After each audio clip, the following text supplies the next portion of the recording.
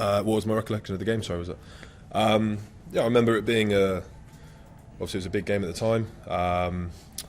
Boys were pretty excited for it. It was a big opportunity for us, as I think is this weekend. So, in terms of the game, without sounding daft, it was sort of just another game. You know, it wasn't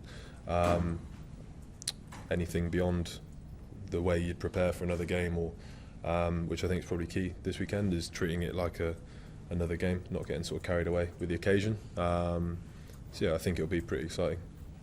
How difficult is it to do that, to approach it as just another game? It's such a big occasion. The difficult thing's probably staying sort of calm, staying collected. I think with any big game, the sort of sense of occasion's already there. The excitement's already there in the background. So I don't think it takes too much to get to another level in terms of, you know, physically or emotionally. I think when you turn up, generally speaking, that's there. So I think the difficult thing is sort of building up, you know, so you peak at the right time. You're not getting overexcited in the week. You're not getting carried away before the game, and making sure you stay clear and making sure you stay focused when you're playing. Sam Kane was very complimentary about you both. You just talked about Kane, Sevilla, another double act playing against. Yeah, they're very good players themselves. They're both brilliant athletes. They're both very dynamic. They've got good skill sets, which is probably true across the board for the All Blacks. So yeah, there'll definitely be a challenge on the weekend, but one that we're quite looking forward to. Yeah, definitely, and you've got Kieran Reid on top of that. So yeah, no, it's a very, as Sam mentioned there, we've got an unbelievable skill set that covers a wide variety. So yeah, just make sure that we fill our roles within the team. Make sure that we're, you know, doing our best to complement what the team needs from us. So at the end, time to digest that man of the match in a World Cup final. 21 years old, that's quite major achievement.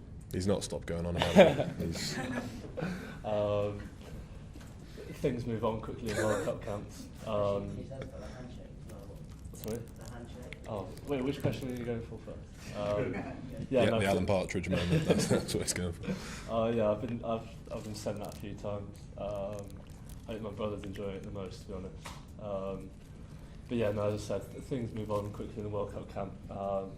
You know, we had the night to, you know, enjoy it and then move on straight on to New Zealand. So yeah, it is what it is. Enjoy it afterwards, but fully focus on what's to come this week. Sam, can you just talk about the emotions of scoring that try, obviously last time you played and then having it chalked off? Yeah, short-lived is probably. Yeah, that's.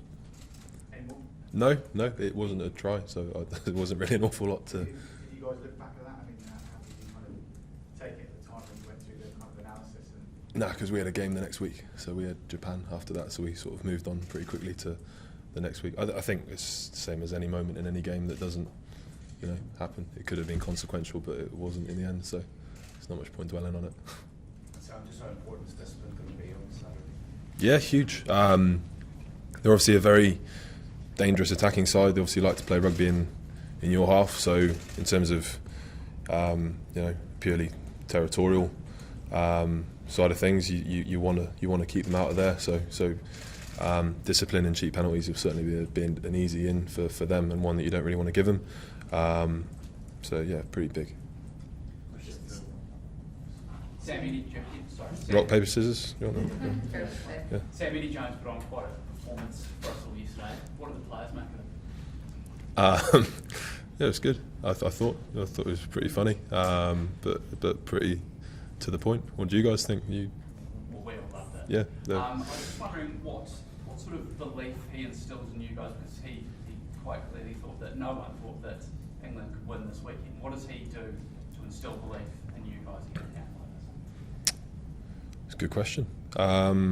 It's probably not something you think about because it's kind of there naturally, if that makes sense. Sort of an organic thing. I don't think you can artificially create belief in a group. I think it's probably something that's probably for us now. It's an accumulation of all of the. I think we've been away for about 120 days, something like that. So all of that, the pre World Cup camp, the pre World Cup games, and most of the group's been together for more than that now. So I think an accumulation of all of that work together, that understanding each other, knowing what each other's sort of capable of, I think that's where that belief comes from. Does his experience at several World Cups with several teams give you guys any sort of added confidence when you get to this stage of the tournament? Not sure if it's to do with his World Cup experience, but certainly his coaching style makes things pretty easy. You know, he doesn't make he makes the big things small and the small things big, if that makes sense. He makes things as straightforward as they can be. So I think from a coach that's brilliant.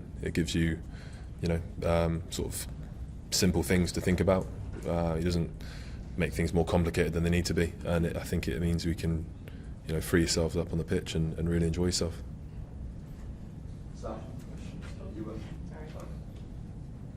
Question to both of you. I mean, a few years ago, sort of Northern Hemisphere looked at the Southern Hemisphere and all a bit of their breakdown work, and it was sort of McCoy or Curry. How much has that shifted over the last few years, and what do you think it has? You like breakdowns, you can take this one. Yeah, I think it probably is catching up. But as I said, I think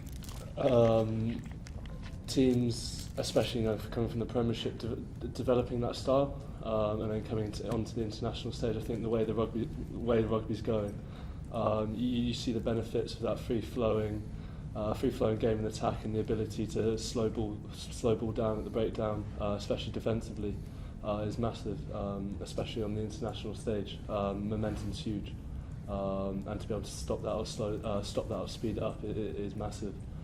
So you're noticing that in the style of the breakdowns, how people are attacking is probably a bit more unstructured, a lot more kicking. It's coming on. I think northern teams are starting to adapt to that.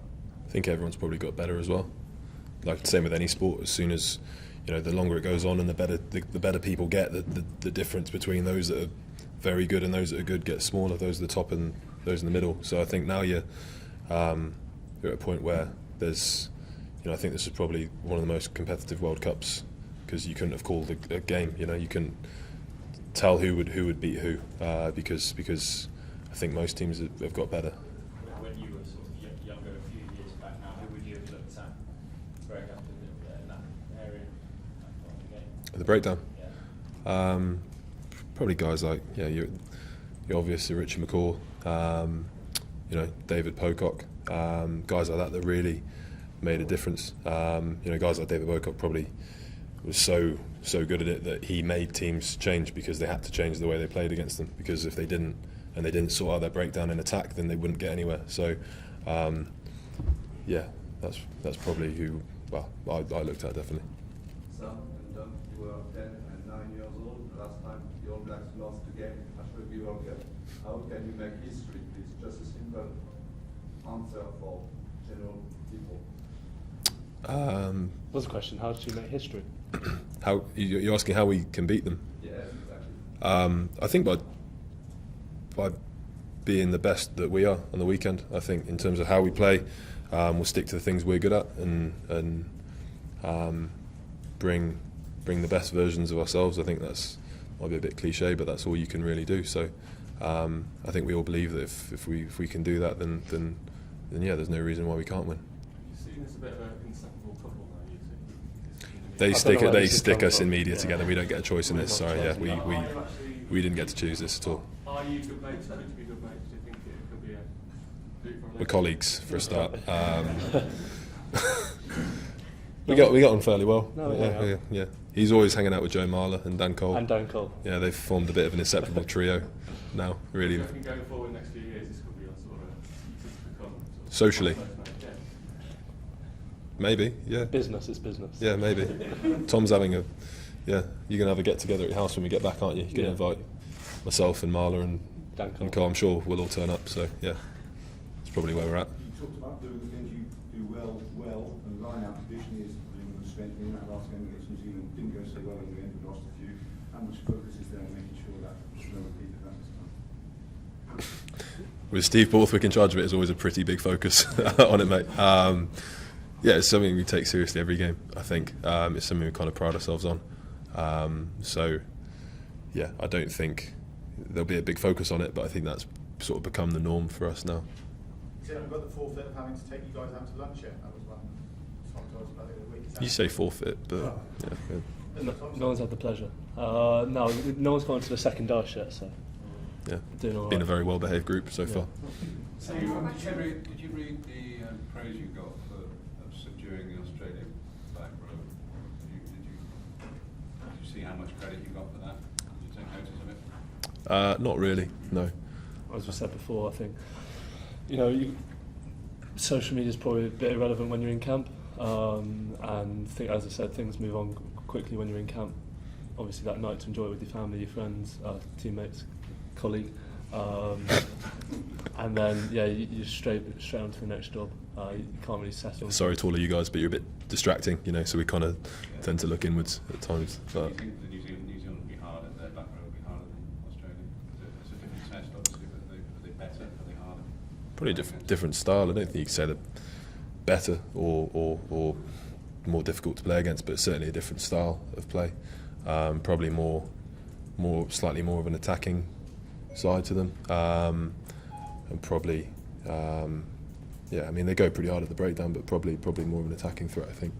So have you made it onto the social committee yet? Have you been struggling to get on? No, I haven't yet, but I'm allowed to sit in on meetings. I'm just not allowed to contribute, so that's where we're at. We're making progress slowly but surely.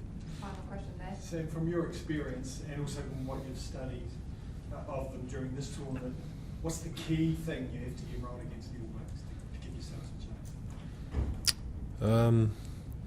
I think physically you have to turn up. I think that's probably the point of difference, because that sort of applies to most aspects of the game, but they obviously thrive off of quick ball.